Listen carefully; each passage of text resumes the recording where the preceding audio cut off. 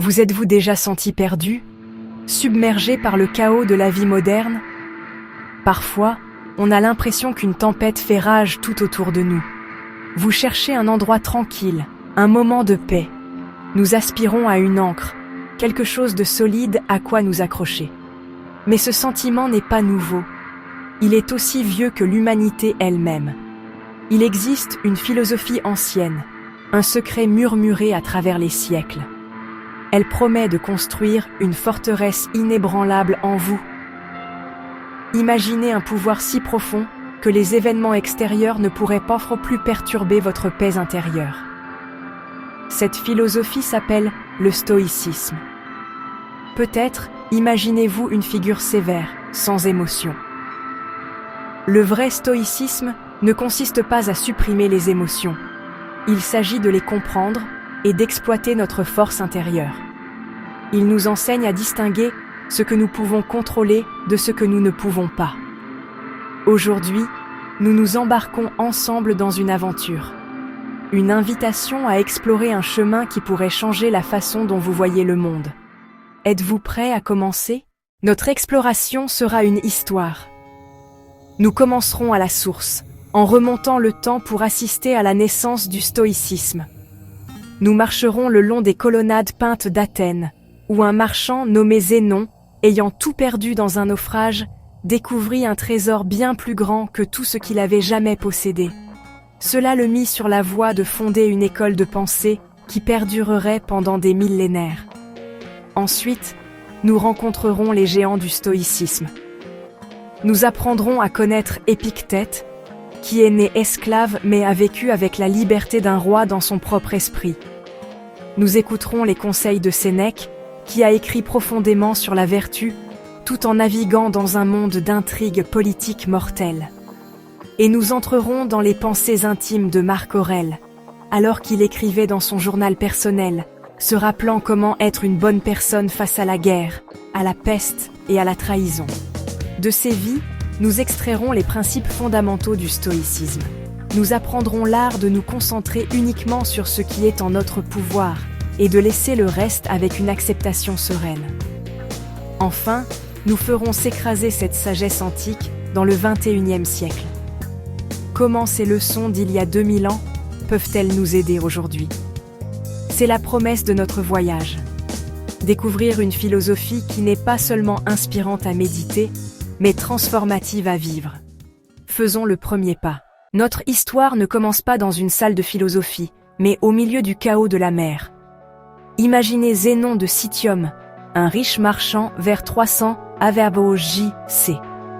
Ses navires naviguaient avec confiance, chargés de biens précieux. Mais la mer est imprévisible.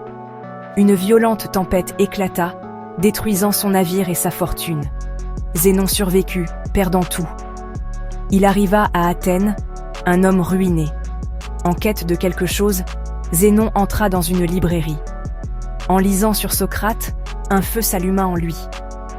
Il demanda « Où puis-je trouver un homme comme celui-ci » Cela le mena à Cratès le cynique, marquant un tournant. La tempête ne l'avait pas dépouillé, elle l'avait libéré. La vraie richesse ne se perd pas dans une tempête, c'est la vertu et la paix intérieure, la graine du stoïcisme. Zénon est devenu un marchand de sagesse, étudiant avec les plus grands philosophes. Il a choisi un espace public, accessible à tous. Ce lieu s'appelait le Stoa Poikile, ou le portique peint. Ses disciples furent connus sous le nom de stoïciens. Il enseignait que l'univers est guidé par une logique divine, ou logos. Notre but, disait-il, est de vivre en harmonie avec cet ordre naturel. Il affirmait que la vertu est le seul vrai bien. Des choses comme la santé, la richesse et la réputation sont finalement indifférentes. Ce message a résonné auprès de personnes de tous horizons. Le stoïcisme offrait un chemin vers la paix intérieure et la force, quelles que soient les circonstances. La philosophie a évolué, devenant une formidable force intellectuelle. Elle fut adoptée par les pragmatiques romains. Le stoïcisme leur a fourni la boussole morale parfaite pour naviguer dans leur monde. Il est devenu un guide vivant, pratiquée dans les couloirs du pouvoir et sur les champs de bataille. Rencontrons quelques héros. Notre premier héros est Épictète, né esclave dans l'Empire romain vers 50 après JC. Son corps ne lui appartenait pas. Il pouvait être acheté, vendu ou battu. Il a enduré d'immenses épreuves, y compris une jambe délibérément cassée. Mais Épictète a découvert une liberté que son maître ne pourrait jamais posséder. Il a réalisé que son maître ne pourrait jamais contrôler ce qui importait vraiment: ses pensées, ses jugements ou ses choix. Ce monde intérieur, enseignait Épictète, était son véritable royaume. « Tu peux me lier la jambe », a-t-il dit avec éloquence, « mais même Zeus ne peut briser ma volonté. » Après avoir obtenu sa liberté, Épictète est devenu un professeur de philosophie vénéré. Il enseignait que ce ne sont pas les événements qui nous troublent, mais nos jugements à leur égard. C'est la clé qui ouvre la prison de l'anxiété. Épictète a démontré que les choses extérieures sont finalement sans importance pour mener une vie bonne et heureuse. La vraie liberté est un état intérieur. Épictète, l'ancien esclave estropié, fut l'un des hommes les plus libres qui a jamais vécu. Nos prochains héros, Sénèque et Marc Aurèle, ont vécu au sommet de la puissance romaine. Sénèque, conseiller de Néron, a navigué entre politique mortelle et richesse immense, utilisant le stoïcisme comme outil de survie. Ses écrits nous exhortent à gérer la colère, accepter la perte et valoriser la vertu par-dessus les richesses. Sénèque enseignait « Jouissez de la richesse, mais n'en dépendez jamais. Soyez prêts à tout perdre et à rester en paix. » Finalement, sa proximité avec le pouvoir lui a coûté la vie, qu'il a affrontée avec un calme stoïque. Marc Aurèle, l'empereur philosophe, a régné pendant la guerre, la peste et la trahison. Malgré un pouvoir absolu, il s'est tourné vers le stoïcisme pour se guider, écrivant des réflexions privées qui sont devenues les méditations. Il se rappelait quotidiennement d'agir avec justice, d'accepter le destin et de se souvenir de sa mortalité. Même en tant qu'empereur, il se considérait comme une petite partie d'un vaste univers. Ces hommes, Sénèque l'homme d'État et Marc Aurèle l'empereur, montrent que le stoïcisme est pour tous, quel que soit le statut. Ce n'est pas une philosophie pour une seule classe, mais pour la condition humaine elle-même. Leur vie prouve que la force intérieure compte plus que les circonstances extérieures. Le chemin du stoïcisme est ouvert à tous. Maintenant, saisissons la plus grande arme des stoïciens, la dichotomie du contrôle. Épictète enseignait que certaines choses dépendent de nous, nos pensées, nos choix et notre caractère.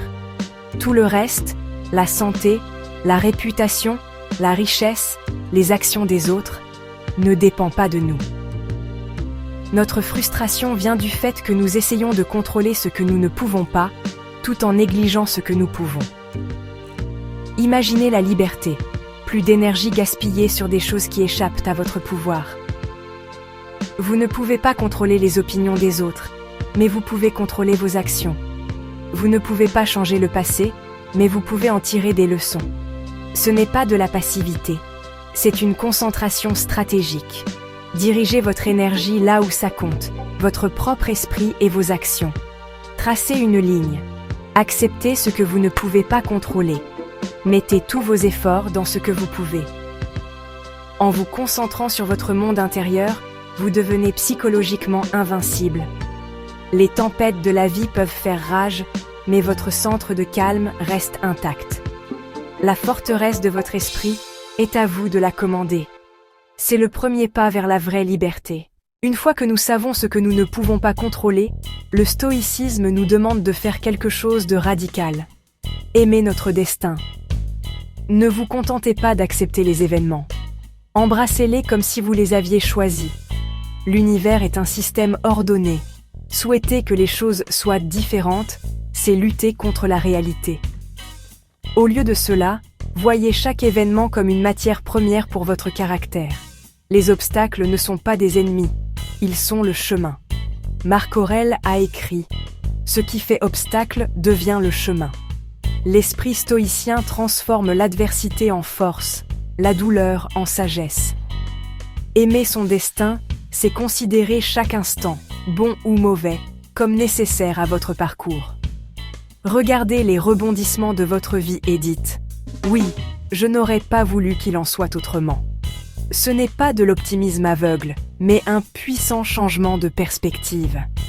Chaque défi est une occasion de pratiquer la vertu. L'obstacle devient votre carburant. C'est le cœur de la résilience stoïcienne. Le but ultime du stoïcien est la citadelle intérieure, une forteresse de tranquillité qu'aucun chaos ne peut briser. Construite avec la dichotomie du contrôle et l'amour du destin, c'est votre sanctuaire contre les tempêtes du monde.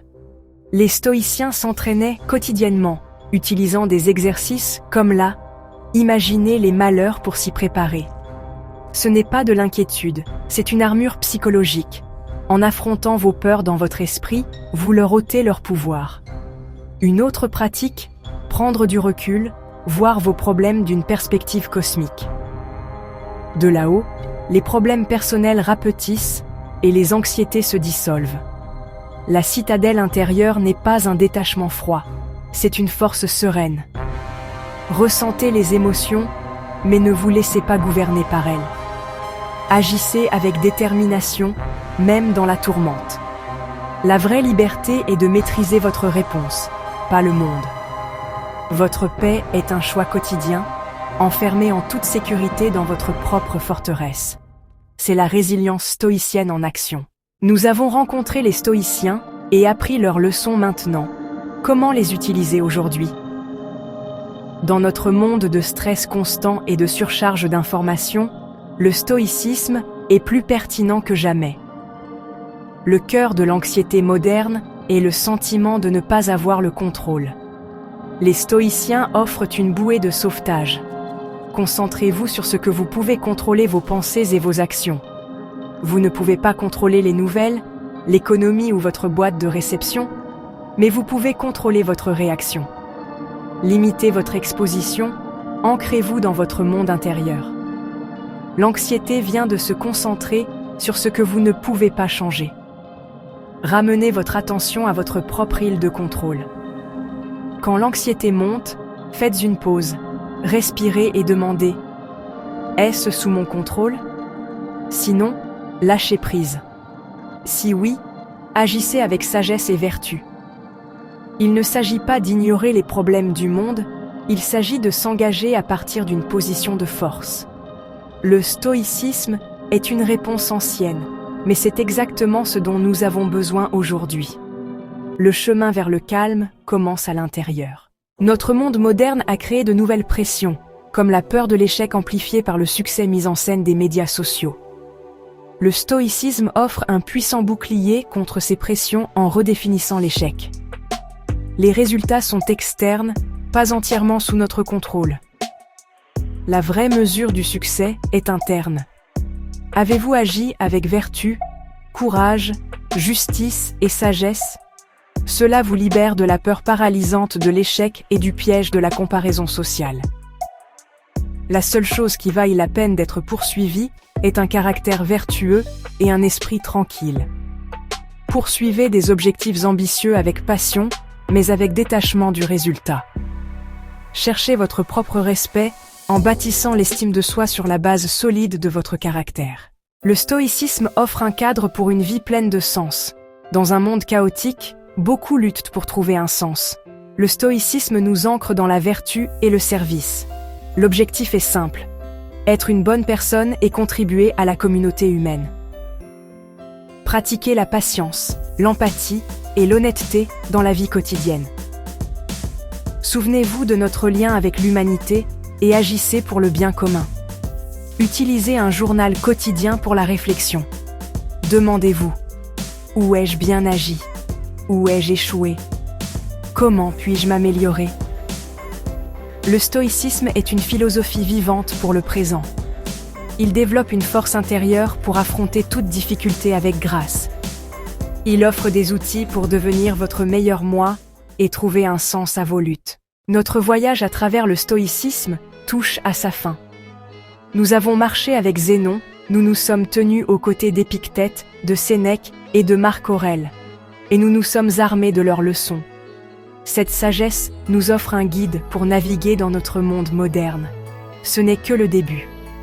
La philosophie n'est pas seulement faite pour être comprise, elle est faite pour être vécue. Les stoïciens étaient des gens d'action. La valeur de la philosophie réside dans son application concrète. La question n'est pas « qu'est-ce que le stoïcisme ?» mais « vais-je le pratiquer ?» Intégrez ces idées dans votre vie, dès maintenant. Essayez cet exercice inspiré d'Épictète. Pendant les prochaines 24 heures, appliquez la dichotomie du contrôle à chaque situation. Faites une pause et demandez-vous: est-ce sous mon contrôle? Lorsque vous êtes coupé sur la route ou que vous recevez un email frustrant, arrêtez-vous. Identifiez ce que vous ne pouvez pas contrôler et libérez votre résistance. Ensuite, identifiez ce que vous contrôlez. Votre respiration, votre jugement et votre réaction. Cette pratique est le premier pas pour construire votre forteresse intérieure. C'est un entraînement mental. Avec la pratique, vous ressentirez un nouveau sentiment de calme, de pouvoir et de liberté. C'est la promesse ultime du stoïcisme. Ce n'est pas la promesse d'une vie sans problème. Les tempêtes viendront toujours. La mer de la vie aura toujours ses tempêtes. Il y aura des pertes, il y aura des déceptions, et il y aura de la douleur. Le stoïcisme n'offre pas une échappatoire magique à la condition humaine. Il offre quelque chose de beaucoup plus réel et de beaucoup plus précieux. Il offre les outils pour construire un navire assez solide pour naviguer à travers n'importe quelle tempête. Il offre la compétence de devenir un capitaine si stable, si sage et si courageux que vous pouvez naviguer dans ces tempêtes avec grâce et en sortir non pas brisé, mais plus fort qu'avant. La paix qu'il promet n'est pas la paix d'une mer calme, mais la paix d'un esprit calme. C'est une résilience qui vient de l'intérieur. C'est la confiance tranquille de savoir que quoi qu'il arrive à l'extérieur, vous avez un sanctuaire en vous qui ne peut jamais être conquis. C'est la citadelle intérieure. C'est un lieu de force, de raison et de tranquillité que vous construisez vous-même, brique par brique, avec chaque choix conscient, chaque moment de réflexion et chaque défi que vous relevez avec vertu. Cette forteresse est votre droit de naissance, en tant qu'être humain rationnel. Les stoïciens ne l'ont pas inventée. Ils nous ont simplement montré le plan pour la construire. Vivre en stoïcien est une pratique de toute une vie. C'est un chemin, pas une destination. Il y aura des jours où vous oublierez vos principes, où vous serez submergé par l'émotion, où vous ne serez pas à la hauteur de la personne que vous voulez être. C'est normal. Les stoïciens n'étaient pas parfaits, ils étaient des praticiens. Lorsque vous trébuchez, vous le remarquez simplement sans jugement. Vous vous pardonnez et vous revenez doucement sur le chemin. Le but n'est pas la perfection, mais le progrès. C'est l'engagement à toujours s'efforcer d'être un peu plus sage, un peu plus courageux, un peu plus juste et un peu plus en paix que la veille. Alors, au moment de nous quitter, souvenez-vous du pouvoir qui est en vous.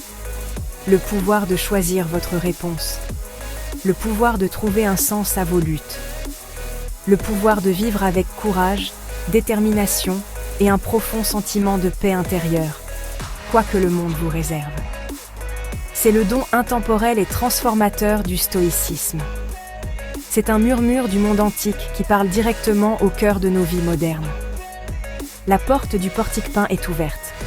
Le choix de la franchir, de commencer cette incroyable aventure de maîtrise de soi, vous appartient et à vous seul. Merci de m'avoir accompagné dans ce voyage.